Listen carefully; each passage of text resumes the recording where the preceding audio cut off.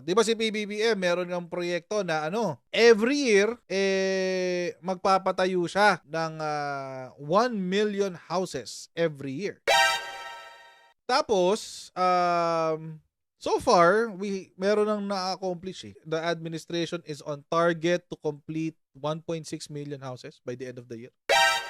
3.5 na buwan ng bayad sa bahay, mabigat sa mahihirap na pamilya, sabi ni ACT Teachers. Mabigat umano para sa mahirap na pamilya ang 3.5 na buwan ng bayad para sa bahay ayon kay ACT Teachers Representative Franz Castro. Sa deliberasyon ng panukalang 2024 national budget nitong Martes, sinabi ni Castro na batay sa panukala ng Department of Human Settlements and Urban Development o DHSUD, aabot sa 1.4 million ang halaga ng isang housing unit. Tapos for some reason, hindi ko alam kung saan niya nahugot